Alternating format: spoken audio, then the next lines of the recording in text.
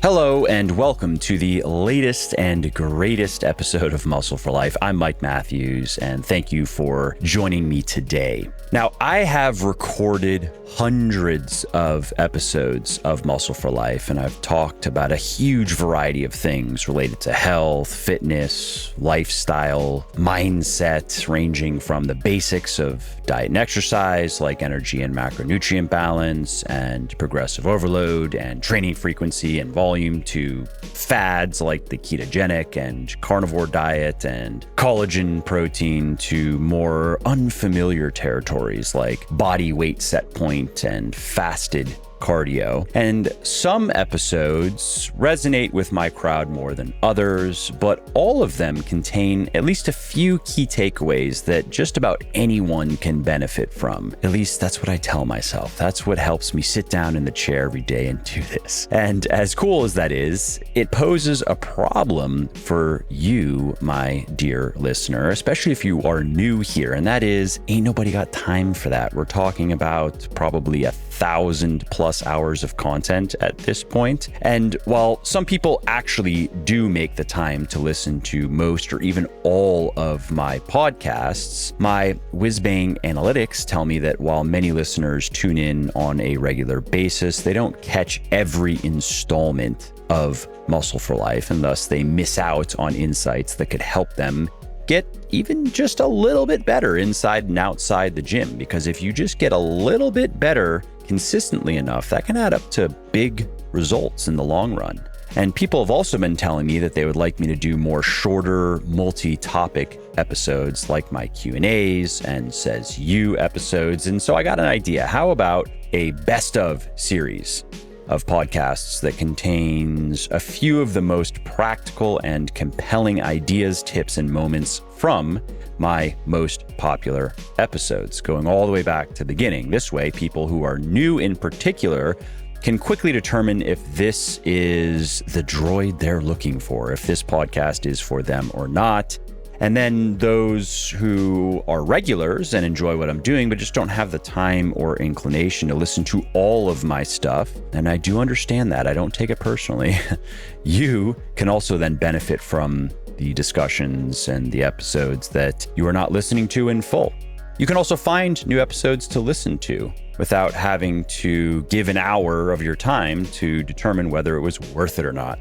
So in this installment of the Best of Muscle for Life, you are going to hear hand-picked morsels from 3 episodes. The first is an episode that I did with Eric Helms, an interview on what happens when you try to stay too lean and what is too lean. And then there is a monologue that I recorded called Should You Train for Hypertrophy or Hyperplasia? And finally, a monologue from me, a book club episode featuring the book Titan by Ron Chernow. So let's start with number 1, which is Eric Helms on what happens when you try to stay too lean. I think if we keep this to the question of health and performance, it's a much easier question to answer. And I do think, despite the times changing and people getting with the data and our more holistic understanding of health, people still do kind of associate leaner with healthier. And if you actually look at the data on this, even if we go to the far other end of it, when you start to look at reliable health associations where you see negative effects on health, you actually have to get into the higher than a 30 BMI category to see consistent data that's actually consistently and reliably related to being less healthy. To give people an idea of what that is in terms of body fat percentage, if you are someone who lifts weights, we're probably talking about for males in the mid-20s. 20% body fat, and you are probably just as healthy as you would be in the teens. And it's not until you get into the high 20s or even 30s where we could say, yeah, there's probably a good chance that is having, so at least associated consistently with negative health consequences. That's a useful way of framing it, to kind of just understand that the ceiling is a lot higher than hey, I need to be, insert a random number that's almost always 15% or 12% or 10% body fat to be healthy. Then from a performance perspective, man, that totally depends on what type of performance we're talking about. If we're thinking of your kind of standard folks who are probably listening to us, that's I want to be strong, I want to be reasonably fit, but mostly it's resistance training performance. There is some other interesting data we can look at. Greg Nuckols did a little in-house analysis of the openpowerlifting.org database and found the strongest explanatory variable for someone increasing their total, if you just look at the demographics available, is gaining weight. And that can explain like 30% of the variance of gaining strength. And that's why it's a weight class That's sport. why Ripito always says I'm just a skinny loser and I need to gain 30 pounds and then I'd actually be strong. Exactly. You just need to get to the point where you're squatting 500 pounds, but it's only 1.5 times body weight. So easy enough. Yeah. The thing is like, if you want to be super, super strong, it is difficult to do that while controlling body weight, which requires controlling calories, which may require doing cardio.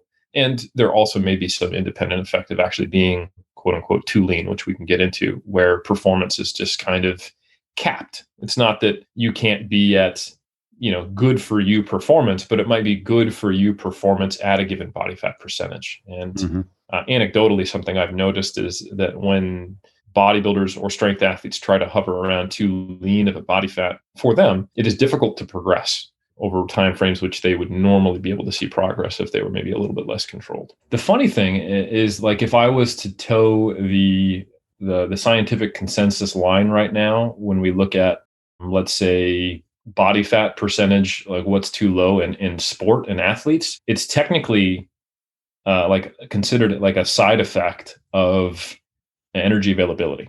There's something called REDS, which is an acronym, Relative Energy Deficiency in Sport. And it basically describes all of the effects of not consuming sufficient energy for the demands of your sport and your physiology. And you can actually mathematically calculate this based on your exercise activity, your lean body mass, and then your energy intake. So basically, after exercise activity, what's your calorie intake per unit of lean body mass? And when you get below numbers like, say, 30 in kilograms, like kcals per kilogram of lean body mass after exercise activity, that's when you start to see symptoms of REDS, relative energy deficiency in sport.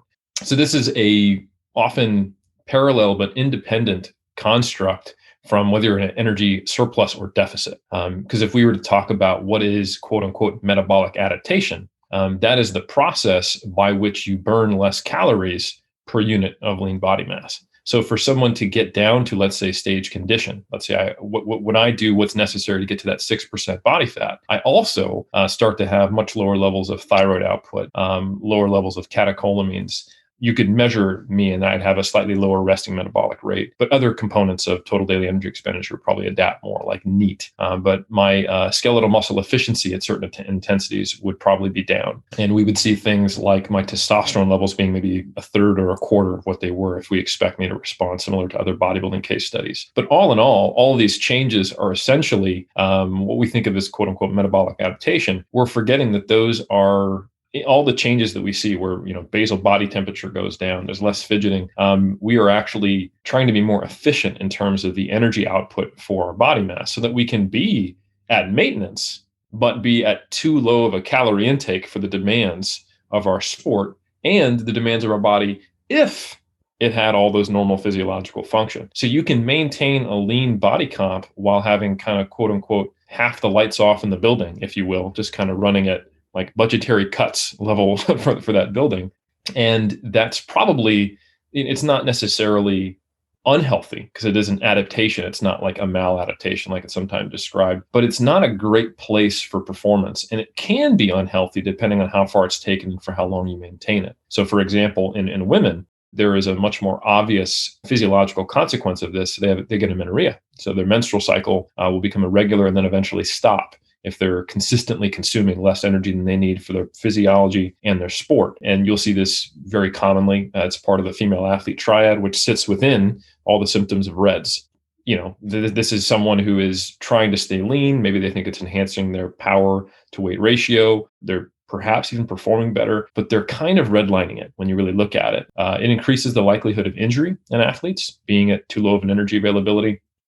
It increases the occurrence of upper respiratory tract infections, and it is associated with actually poorer performance as well. It's almost like sacrificing short-term or long-term performance for short-term performance, trying to be too lean for too long. And if you were to look, for example, in the gymnastics community, there's a big shift here now where doing the things that would make people stay smaller longer during their formative years is now frowned upon, and it's changing. And we're actually starting to see some gymnasts who are performing well at an older age than they used to. So anyway, the point being is that from the kind of party line of what is the evidence-based consensus here, it's not about body fat. It's just about consuming sufficient energy intake.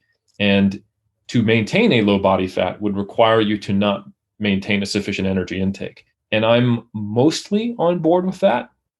But there are some physiological realities that make me think body fat is probably a moderator as well, not just the observable consequence. So, for example, there is data on the relationship between body fat percentage and leptin. So for your listeners who don't know what leptin is kind of considered the quote unquote master controller of your metabolic status, if you will, in terms of energy availability. And it is not just something that responds to exogenous food. It is. You eat food, your leptin signal will go up. It's also secreted by adipose tissue, fat. So there is like a 0.87 correlation, if I can remember correctly, between body fat percentage and leptin levels.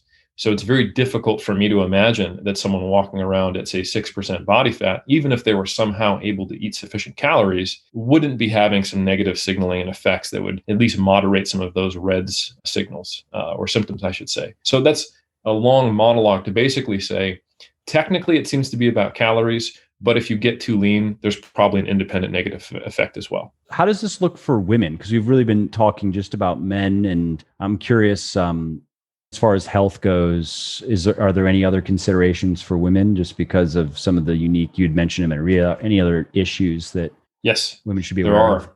Yeah. So for women, there seems to be some limited emerging data that would suggest that, I talked about that calculation of energy availability based on lean mass after correcting for exercise activity.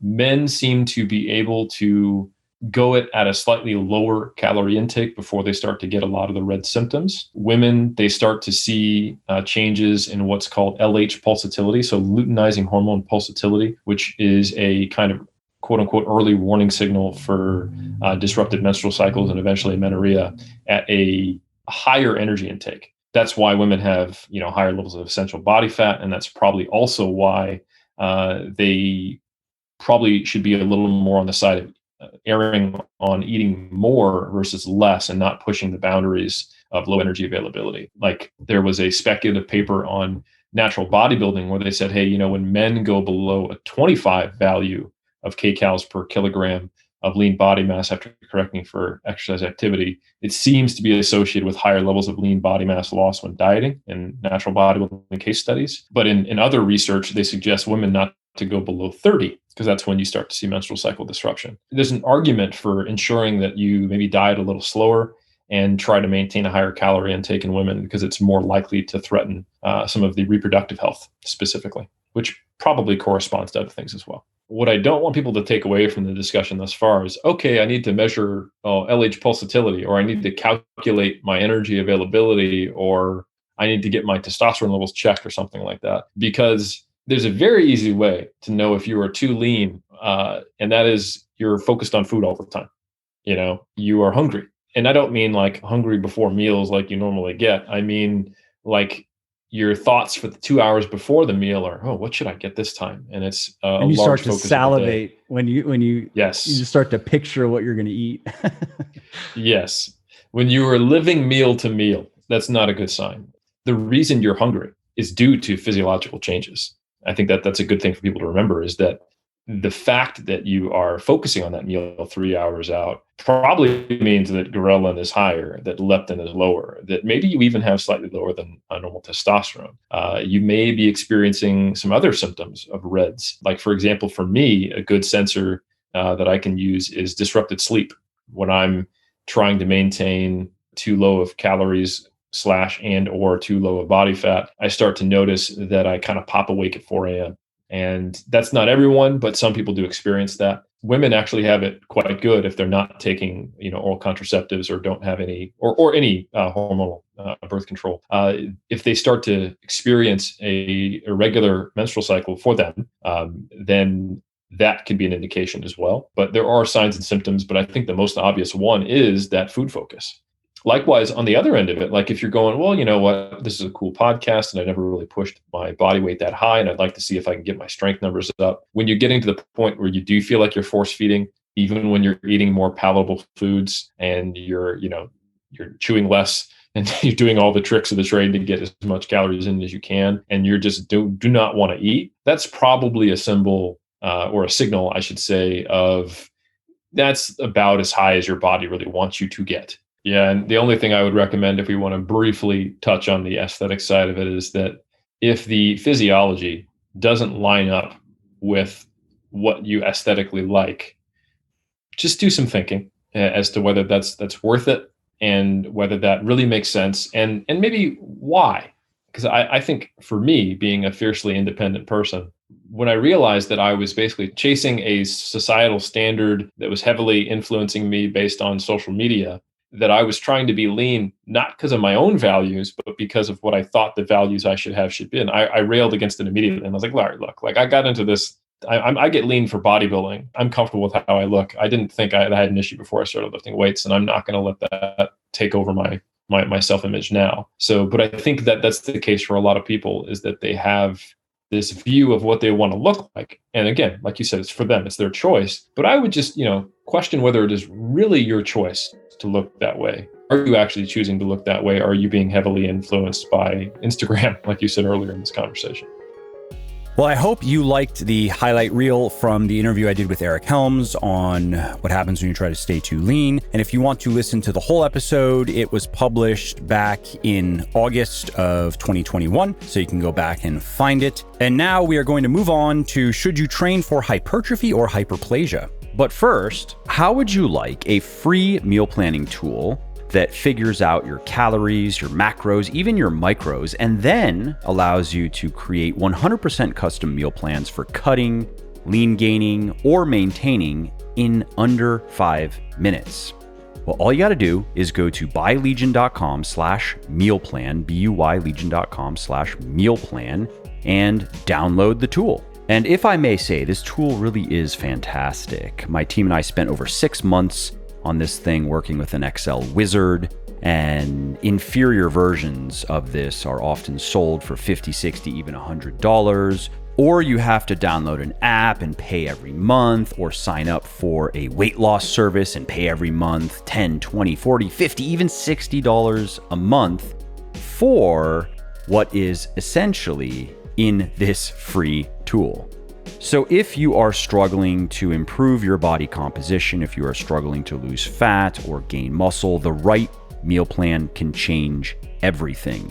Dieting can go from feeling like running in the sand in a sandstorm to riding a bike on a breezy day down a hill. So again, if you want my free meal planning tool, go to buylegion.com/mealplan, buylegion.com/mealplan, enter your email address, and you will get instant access. So hypertrophy is the scientific term for an increase in muscle cell size. So hyper means over or more, and trophy means growth. So hypertrophy literally means the growth of muscle cells. And technically, muscle hypertrophy can be achieved by increasing any of the 3 main components of muscle tissue. You have water, glycogen, and protein. So if you increase any of those things, hypertrophy has occurred. And those of us who like to bang weights, we are normally most interested in increasing the amount of protein in muscle cells, and that's known as myofibrillar hypertrophy, as opposed to the fluid components, which is sarcoplasmic hypertrophy. Although both of those things, though, they do contribute to muscle size. Now, muscle hyperplasia refers to the formation of new muscle cells, and plasia simply means growth. So, by increasing the number of muscle cells in a muscle, of course, that would increase its size in the same way that just increasing the size of the existing muscle cells would. And research shows that there's no doubt about muscle hypertrophy that occurs in humans and that contributes to overall muscle size and muscle growth. But muscle hyperplasia in humans is dubious. Many people say it does not occur at all, and any increase in muscle size is solely from an increase in the size of the individual muscle fibers that we already have, or muscle hypertrophy. Now, why does this matter? Well, if those people are wrong, if the muscle hyperplasia naysayers are wrong and the muscle hyperplasia advocates are right, then if you are not doing certain things to maximize muscle hyperplasia, if you are really just focusing on hypertrophy, then you are only going to get so far in your journey. You're only going to get so big and strong. But if you do a lot of hypertrophy work as well as a lot of hyperplasia work, and if you combine them in the right ways, the legend goes, then you can break through that ceiling, that hypertrophy ceiling, by adding new muscle cells that you can then make bigger, because you can only make a muscle cell so big, and the muscle cells that you have are only going to get so big before they just stop responding to any sort of stimulus by getting bigger. And at that point, then, of course, the only way to continue getting bigger, again, this is the theory, would be to add new muscle cells. Now, there's no question that hyperplasia exists. Many studies have confirmed the existence of this phenomenon in different animals. It's been shown in quails, in chickens, in rabbits, mice, rats, cats, fish. Now, how has hyperplasia been induced in animals? That would be a good place to start, right? Well, unfortunately, this required some strange and in some cases pretty cruel and unusual punishments, protocols to create hyperplasia, things that you just couldn't do in humans. For example, in one study, scientists found that they could cause a 294% increase in muscle size due to hyperplasia when they attached progressively heavier weights to a bird's wing for 28 days in a row, 28 consecutive days. In another study, researchers found that they could cause hyperplasia in rats by cutting them open and partially destroying some of their muscle tissue and then letting it heal. And while there are a handful of studies on muscle hyperplasia in humans, unfortunately, they contain a lot of methodological issues. So, for instance, multiple studies show that bodybuilders have significantly more total muscle cells than people who don't exercise regularly. That's an interesting observation that has led some people to suggest that all those years of heavy weightlifting, high volume weightlifting has caused hyperplasia. That's why they have more total muscle cells. And that is a fine hypothesis, but there are some problems with that line of thinking. One, we have no idea how many muscle cells everyone had to begin with. It's possible, and I would say it's probably likely, that the bodybuilders in these studies were just born with more muscle cells than the sedentary people. And that also may help explain why they got into bodybuilding, because they found that they were just uniquely suited to this. They could just respond really well to training and gain a lot of muscle and strength and gain it a lot faster than the average person, which you would expect, of course, to happen with somebody who comes with more muscle tissue from the womb. And finally, most other studies have found that bodybuilders and sedentary people have the same number of muscle cells. And that would indicate that most bodybuilders have bigger muscles through hypertrophy, through growing their existing muscle cells, not through adding new ones. And then there is the always present elephant in the room when we are discussing bodybuilding, and that is steroids, vitamin S. Because not only do steroids allow you to get a lot more hypertrophy out of the muscle cells that you have, research shows that certain drugs may also help you grow new muscle cells. For example, studies have shown that steroid users consistently have significantly more muscle cells than non-steroid users. And not just bigger muscle cells, but more muscle cells. Now, another study on hyperplasia in humans that is often cited as evidence of its occurrence looked at people who were not bodybuilders. And in this study, scientists autopsied the left and right anterior tibialis muscles. So those are the muscles that lie close to your shin bones of 7 previously healthy right-handed men with an average age of 23. And they use this method because everyone uses their body asymmetrically. So about 90% of us have a right side bias, which causes muscles on each side of the body to develop differently. And for most people, this results in muscles of their non-dominant leg being larger and stronger than the muscles of their dominant leg, which I know is counterintuitive, but it's true nonetheless. And also, the lower leg muscles are used in many daily activities. So any differences in how these muscles develop should be more pronounced in other lesser used muscles like the biceps. And the results of these biopsies showed that there were 10% more muscle fibers on average in the left muscle than the right, which researchers believed was best explained by hyperplasia. And that seems plausible until you realize, though, that muscle biopsies can be wonky. For example, one study that used muscle biopsies to measure fiber type composition found that duplicate biopsies were up to 12% different from one another. And that was probably due to measurement errors. And also muscle fibers, they don't run from one end of a muscle to the other, which means that you can get very different results if the biopsies are taken at different points along the same muscle. But regardless, if we were to take this study I just referenced at face value, if we were to agree with the researchers' best hypothesis, it would suggest that we are only likely to experience a very small amount of muscle growth after a couple of decades of continuous training. Again, if we looked at the data in the study, it would show about 10% growth because of hyperplasia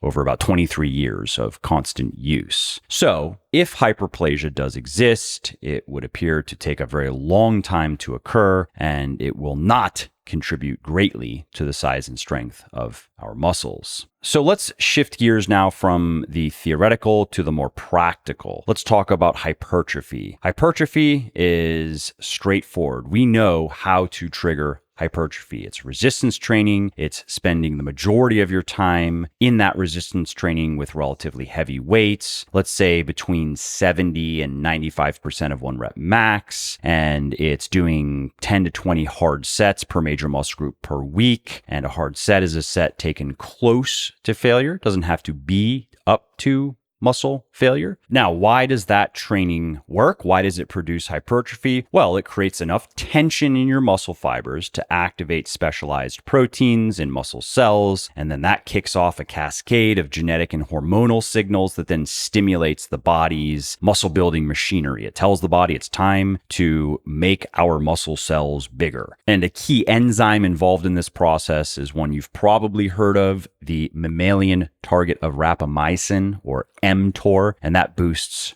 protein synthesis, the synthesis of muscle protein, and there you go. You have hypertrophy. Now, what about hyperplasia and training? Well, my position is, while it may occur in humans, it's not clear if we can cause it. If it is going to occur, if we can cause it, it is probably just going to be a side effect of doing what I just described. It's going to be a side effect of proper hypertrophy training, and it's almost certainly not going to be something that we can boost with special diet or training techniques. But some people would disagree with me. Some people have and usually sell diet and training protocols that can cause hyperplasia, they claim, or can greatly increase hyperplasia. And since the largest increase in muscle fiber number count occurred in animal studies that used extreme weighted stretching, some fitness gurus claim that you can do the same thing just on a smaller scale and get very similar results on a smaller scale. No, it's not going to be 294%, but it could be 29%.